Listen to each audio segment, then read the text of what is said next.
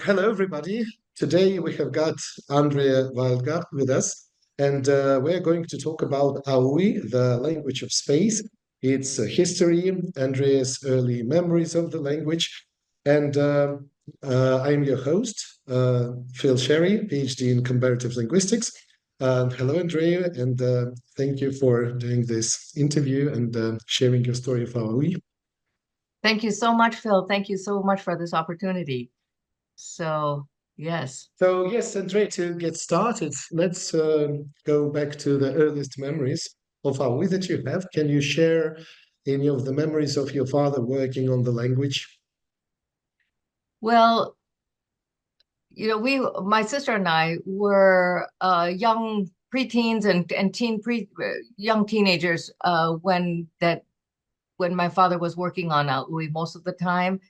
Um, and he was very focused on it. And we had a Volkswagen camper, an old 1972 camper that one of his students, I think, I'm not sure who it was, painted the symbols of aUI, bro ib bru, love and peace, in Oh, quite large symbols onto the side of the camper. And when we went on trips, he would always have his small volume of vocabulary, his original small volume. And I think he'd always be adding notes, and I'm assuming he was adding new vocabulary that he thought of on the way, and even on extended trips in the summer, at any stops that we would make. I remember him going out and taking. Well, that was when the actual aUI book came out, when the 1979 edition came out. He would have that in hand and show it to people that he could kind of predict would be open-minded with his psychognostic abilities, and would show them the book and show them the symbols and tell them a brief story about how he taught the symbols to a various students or in various situations, and they'd become interested, and sometimes or quite often he would end up selling a book. So that was his habit sometimes.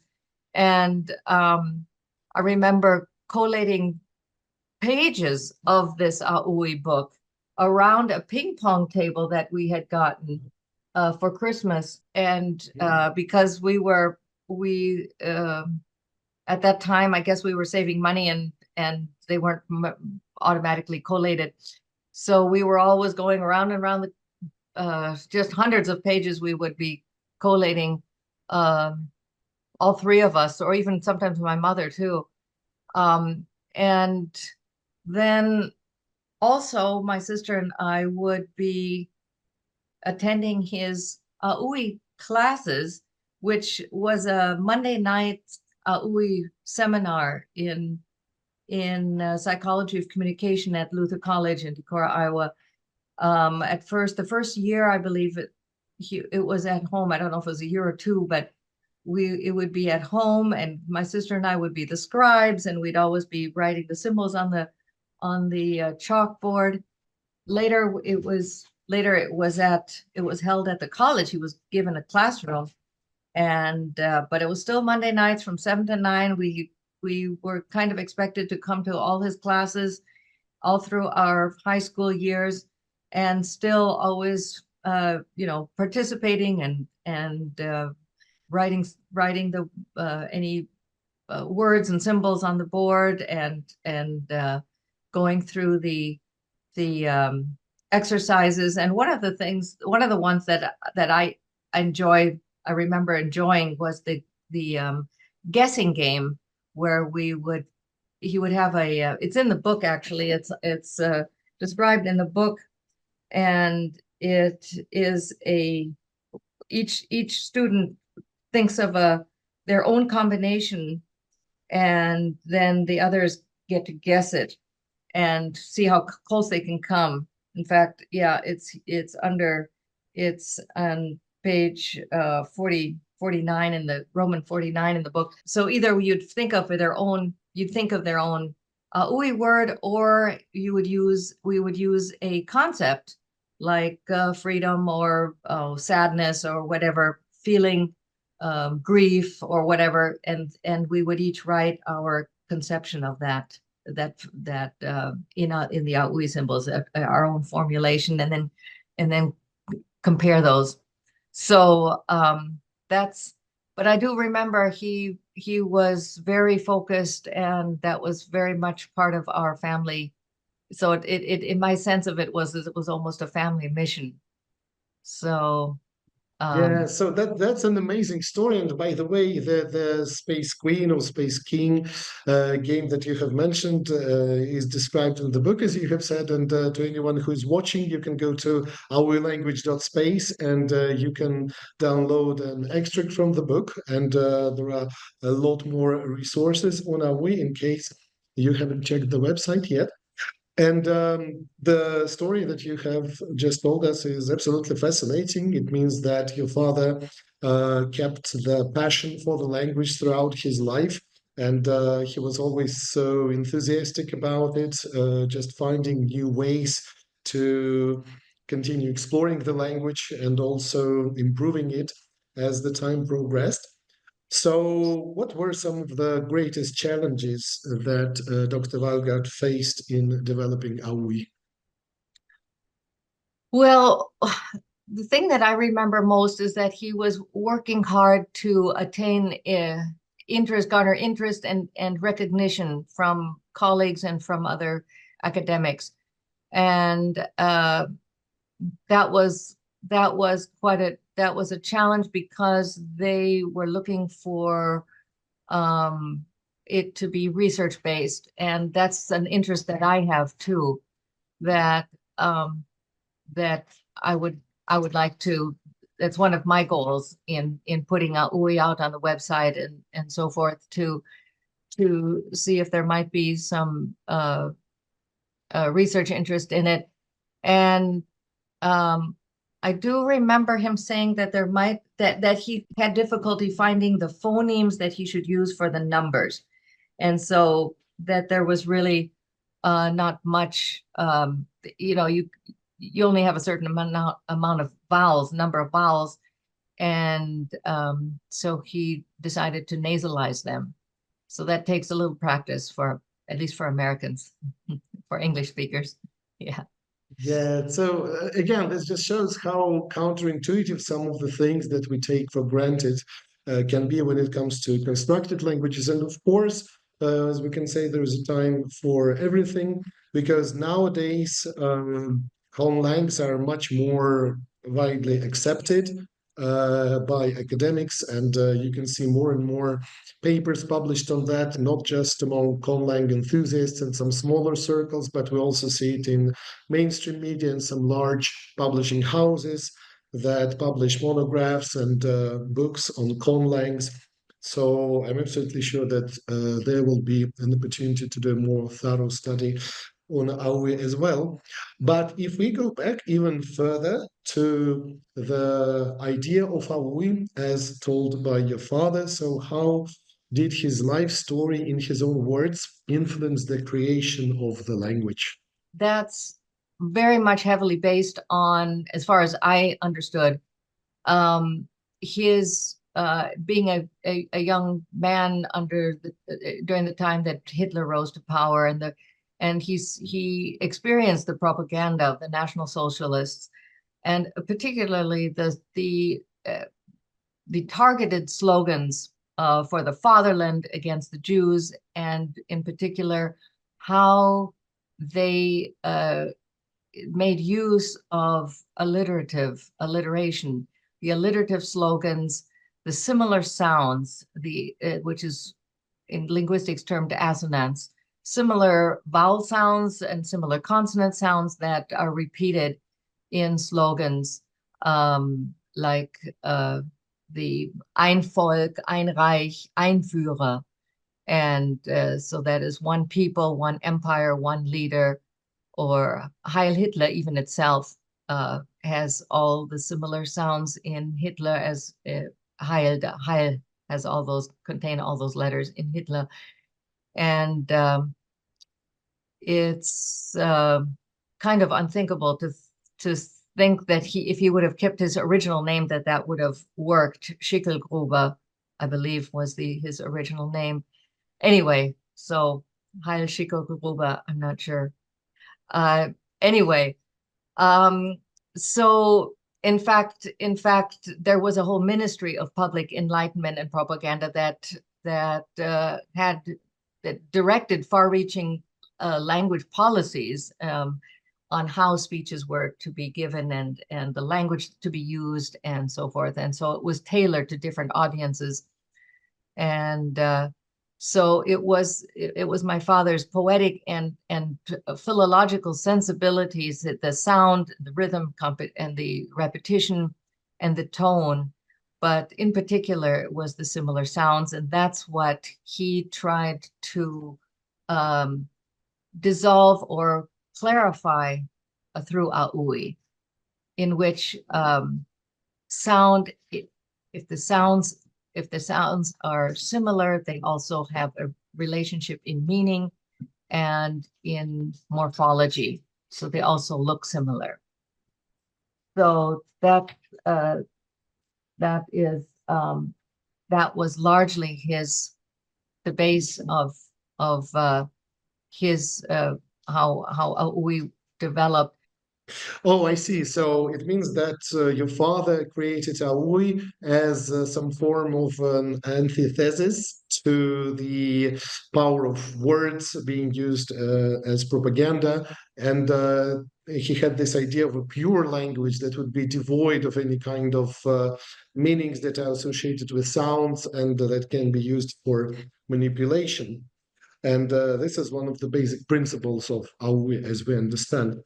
Talking more about the connection between the mind and the language, can you elaborate on the ways in which your father incorporated his psychotherapy work into aUI, and what were some of his theories on the connection between assonance and the subconscious associations? Yeah. And to clarify, it's not that the sounds were devoid of any meaning, that it mainly that if they sound similar, they also had a relationship in meaning. That's how aUI is built up.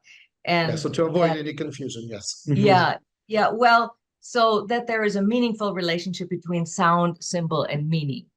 And so in his psychotherapy work and as a psychoanalyst, he was very in tune to how the subconscious processes language.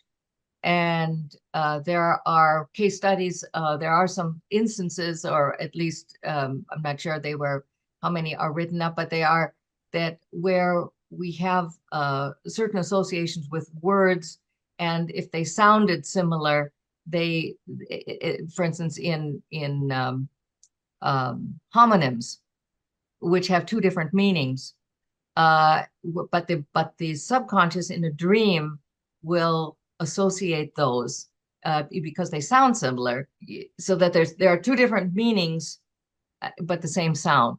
And there is one particular one in which a patient has a dream about a violet, a flower, and then, however, so the meaning of it was that she was violated. And I won't go into that any further right now, but that's one of the things that my father used in his that aUI was based on his the idea of semantic conditioning that was developed by Gregory Razran back in the 40s or so, 40s or 50s. So, I think it might be best for me just to read a section. This is the cosmic communication in elements of essence that he describes it, and he describes it also in the book, in the main book. He had, for instance, there was a patient of mine, he says, a girl who had a nightmare of a dog barking at her from the sky. the growling dog in her subconscious phobia was the reverse homonym of God, of loving, the God of loving kindness, as her conscious would describe it. The ruthless God of her subconscious, which was, pictured in the dog version, the ruthless God of her subconscious, the power God Ku, which is supreme powerful spirit in aUI, was finally united with the God of mercy, Kur, which is a supreme spirit of goodness, into Kur, which is supreme power of goodness. So he was using the symbols, the formulations of both sides of that um, um, kind of a semantic manifestation in her dream, and united that into a different, a uniting formula in aUI. So that's actually quite fascinating. It continues, it says, in our play of semantic logotherapy, the discord between the subconscious needs and the subconscious reason is united in symbolic creation. So there was, and there are other examples of that in the book. So he these concepts that either patients might have a dream about, or that, for instance, here's another one where a patient, a Latin patient, he lost my valor, I lost my valor, and I lost my value. And so there again, he helped the patient find formulations for the difference between value and valor. And so he came up with a powerful feeling, as in courage or strength feeling. And so then he realized that he just at that time didn't feel strong enough. He didn't feel up to it. So those are the kinds of things that the kinds of process that he might have used in his psychotherapy using aUI. Yeah. So that's amazing. So that despite having so few elements, the semantic primes, the elements of meaning, aUI is able to express such complex meanings and can even help people to untangle some of the associations, some of the deeply rooted, perhaps, complexes that they might have, that are also partially caused by the language that they speak originally. So you have mentioned that originally the feedback that the linguists provided to aUI, as pretty much any other conlang, was mostly, if not negative, then at least there was not much interest, as you have said. But who actually did take interest in the language? And because on the aUI website, we can read that there are some students who even remember your father's lectures many decades later. And with the advent of the internet, they were even able to come back to aUI and still have interest in it. Yeah, he did he made a profound impression on many students at Luther College, even though Luther College at the time wasn't exactly the probably the best place for aUI at the time, being, relatively rural. And it's many of the young people that are interested in conlangs and in video games, and gamers seem to be interested because there's languages involved in some of the games, constructed languages.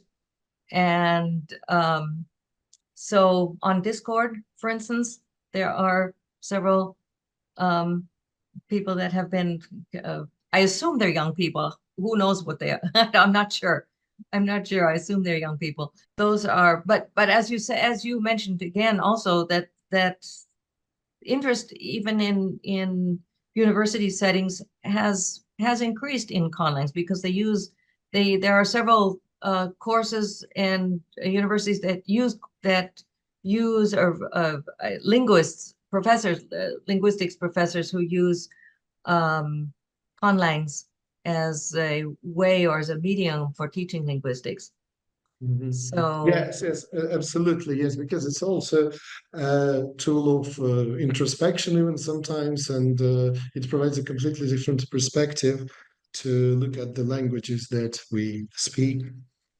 So, talking about the mission of aUI, how did your father envision it contributing to world peace and understanding? there are four main ways that aUI was designed that is also given in the book.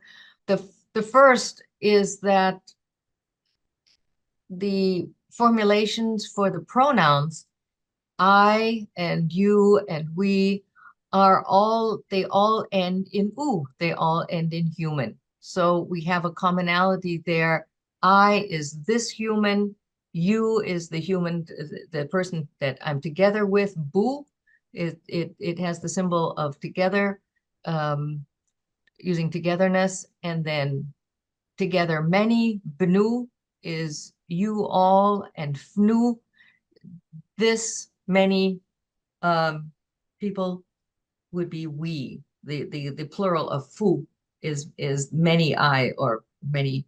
Fnu is would be the word for we, and so they all end in u, and we have also, if we take that similarity in sound even further, we go from fu to bu to bru and bru. That is an example of how similar sounds show similar meaning and similar symbols. So fu is I, bu being you, bru is the together a good human, or one that we have a good relationship together, might be a friend. And then bru, a spiritual good togetherness, might be the word for peace. So that similarity of sound that shows an intrinsic relationship in meaning also. And so um, we are all related, whereas in English, for instance, I is even capitalized, and it stands out very different than you. But anyway, and then the another example is the invectives that all are prefixed by "ur," meaning negative or bad, so that there is an explicit labeling of an invective or a name calling, and it becomes explicit, and it is not just implicit in the name of a slur. It begs being questioned and being open to inquiry, and so it's more vulnerable to being questioned, yes, and because of it being explicit. And commands, then that's the third thing. The commands end in good action. So all verbs end in action, but a command or an imperative ends in positive action. So it basically, you're saying it is good to do this. And in English, you actually have that when you say you better drink your milk. So that's a very polite way of giving a command, in a sense. So that invectives and commands become statements of evil and good, open to being questioned and contested and verified. And then the fourth aspect is the inconspicuous is, or forms of to be, that have a powerful effect in creating apparent truth, or statements of equality, which are not necessarily equal. So if you say he is a nerd or he is a jerk, that doesn't necessarily mean that his whole being is nerdiness, or his whole the essence of his being is jerkness. And so in aUI, these forms of is are kind of customized to the different contexts. So for instance, if you say grass is green, then it is biologically, by nature, green. So you would use life and then existence, the symbol for existence. Life biologically is green. And but if you say he is black, then you could say he is partly by nature black. That's only part of him, you know. And so that would be, instead of Osh, and I didn't say it before, Osh is the by nature green, and Zosh then you could use as being partly having that aspect. Or if you want to say a person is depressed, then you might use feeling, the emotion symbol in there. And anyway, so there are various formulations for is depending on the context. And if it's a plain equation like 2 + 2 is 4, then you would use materially equals. So or mentally equals. You could use the equal symbol. And then existence is a clarification in those kinds of clarification for each context. Yeah, so this does help to distinguish between various usages of the verb to be, for example. So it might be a state, it might be just a fact, it might be something that we can question. And again, as we can see, based on the examples that you have provided, is that this ability to question something and actually being able to think whether what we are used to is actually true or it might be just a stereotype. It's one of the inherent features of aUI, as we can see. So it is a philosophical language in that sense, as Mm-hmm. we Mm-hmm. say. And talking about the role of aUI in the modern world, how do you see it? Well, it is, of course, a creative medium for expression, because there is the creative aspect that you can create your own words for personal expression, and aside from the standard vocabulary that we use in communication. Um, but the it's a creative medium for expression that refocuses us onto essential meaning, and that aligns our inner conceptual world with the outer world of reality, and guiding us always to truth and anchoring us in reality, because the symbols have an intrinsic relationship to reality. They are the basic symbols of our mental and physical world. So the most basic elements of our thought and outer world. And it's also a medium for research into questions such as phonetic versus semantic brain mapping. And that's one of my main goals, is to find researchers, experimental psychology or psycholinguistic experimental psycholinguists who might be interested in doing research for using aUI in research to address some Yes, of these so questions. yes, actually, to those who are listening to us, you can find some notes, some research that has been done by us on semantic conditioning. Again, it is the concept proposed by Gregory Razvan, as far as I remember. But there are more and more studies into that, and of course, it is very interesting to see whether aUI really is a special language in its ability to demonstrate how this principle works. So, could you tell us how has aUI been preserved and shared throughout the decades of its existence? Well, at the present time, we're still working on a new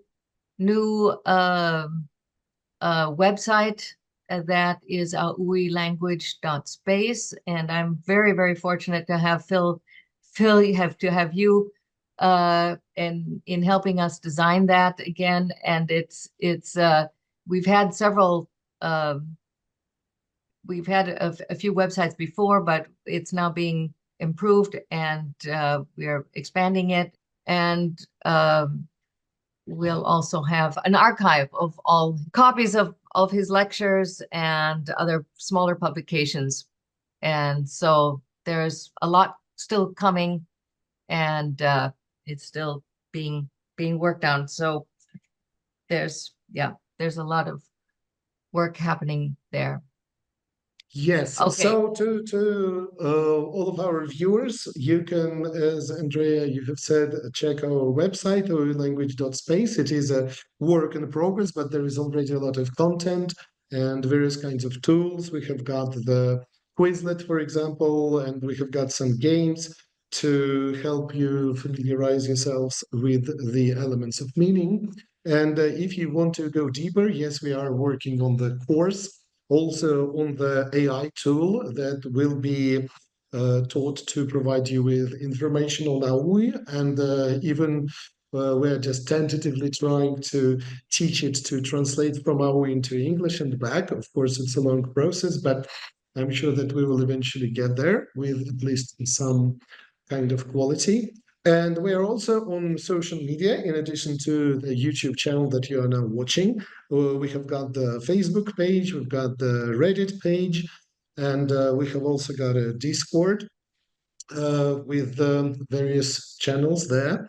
So you might want to check out those resources. And thank you very much, Andrea, for sharing the memories of the early existence of aUI, your current thoughts on it.